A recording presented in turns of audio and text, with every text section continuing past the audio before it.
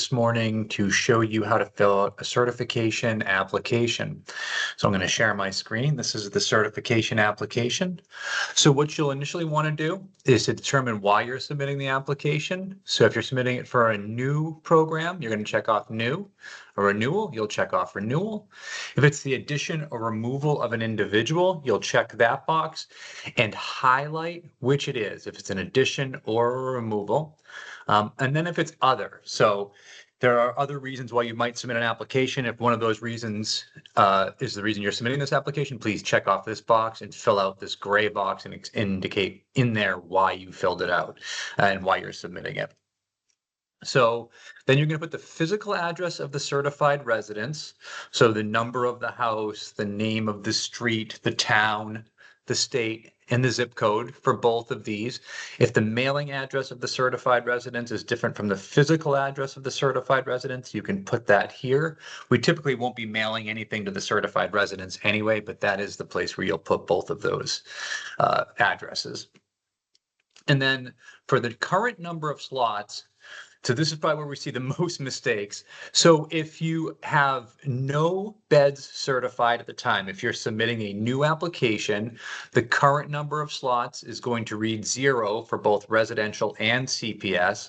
And then the number of slots requested would be the number of slots that you're requesting for the home. So if you're requesting 1 or 2 beds or 3 beds here, you're going to enter it there. And the same for the CPS slots, you'll enter that here. Now, if this is a renewal application, so if you're renewing a home that's already certified, you're going to put in here the current number of beds that are certified in the home right now. And then if you want any additional beds, you're going to put that down here. Or if you're removing beds or CPS slots, you're going to put that down here. So you always want to put whatever you're currently certified at the top and then the number of beds you're requesting down below. If you're requesting more beds than you're currently certified for, we'll need a current life safety no older than 90 days to be submitted with the application.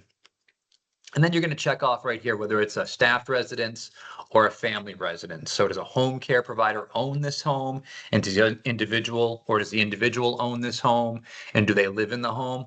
Or does the area agency or vendor agency own the home and then staff that home appropriately with the individuals living in it? If this is an initial certification, you're just going to leave this blank up here, the certification number. If you're currently certified, you're going to put that number in there. And then if this, again, is a new program, you're going to put the date you would like us to start the program in there. It can't predate the application. We can't backdate certification applications. The only time that can happen would be with an emergency application. So we can discuss those at a different time. And then the expiration date. So if you're currently certified, just put in your expiration date there.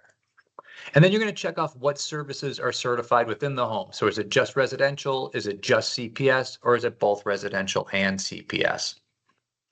And then the next parts are fairly self-explanatory. You're going to indicate the site visit contact person's name, email, and phone number in these spaces. So this is who we would contact for when we want to do the inspection of the home. This is the contact information that you would want to provide to us.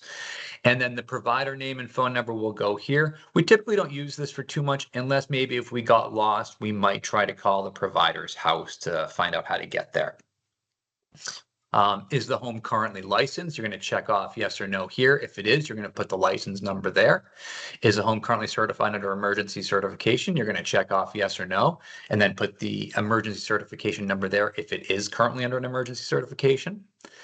And then for the CPS, so if the home has certified CPS slots in it, or if this is a standalone CPS program, you're going to fill out this bottom section. And is any individual at the CPS program for more than an hour a day? If you check off yes here, you're going to need to submit a life safety code report with your standalone CPS application. This wouldn't apply to homes that have a residential component as well and a CPS component because we've already gotten a life safety for your residential beds. Is the CPS program located in a currently certified community residence? So again, this would be for a non-standalone CPS program, so a certified CPS slot in a certified home. So if yes above, please enter the certification number of the certified residence. So this should be pretty self-explanatory. The certification number here and the certification number here should both match for a residential certification with a CPS slot in it. I'm going to go to the second page of the application. So in this part, you're just going to list the individual's name, their date of birth, who they're served by, developmental services or acquired brain disorder or behavioral health, the number of hours of supervision as required by the ISA per day or week.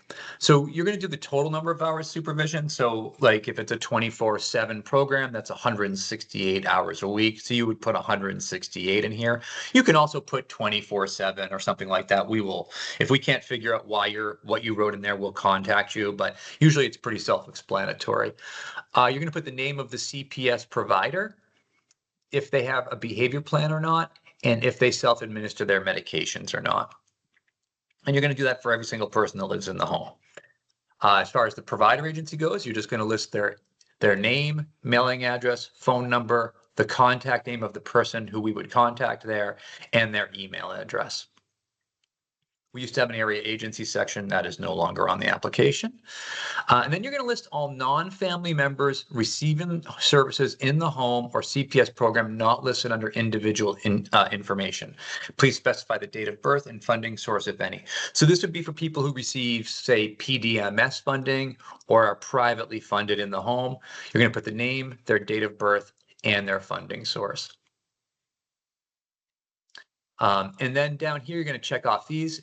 Was a current life safety code report attached? So if it's a new program or a new facility-based CPS program where people are in the facility for more than an hour a day, or the addition of a certified bed, the life safety report cannot precede the date of the application by more than 90 days. So this goes back to what I mentioned at the beginning, that you have to have a current life safety no older than 90 days to do any of the things that are listed here.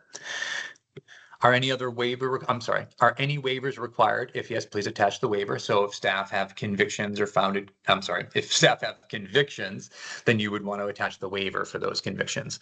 And then, has any provider or adult household member, excluding the individuals, been convicted of a felony or misdemeanor or had a substantiated report of abuse, neglect, or exploitation? If yes, please attach a waiver. So that's specific to the convicted felony or misdemeanor. As far as the substantiated abuse, neglect, or exploitation, those waivers are exceedingly difficult to get, but I believe you can attempt to obtain them from BDS, but you'd have to apply to BDS for that, and they will get back to you about that. You will sign and date the application, swearing or affirming that the information is accurate to the best of your knowledge of belief, and that the home or the CPS program is in full compliance with the statutes and regulations governing the services, and that you understand that providing false information shall be grounds for denial, suspension, or revocation of the certificate. So that concludes how to fill out an application training. If anyone has any questions, I welcome them to please give me a call or send me an email. My email address is in the front, as well as my phone number is always attached to any email that I send. So if you have any questions, please feel free to give me or Peter a call.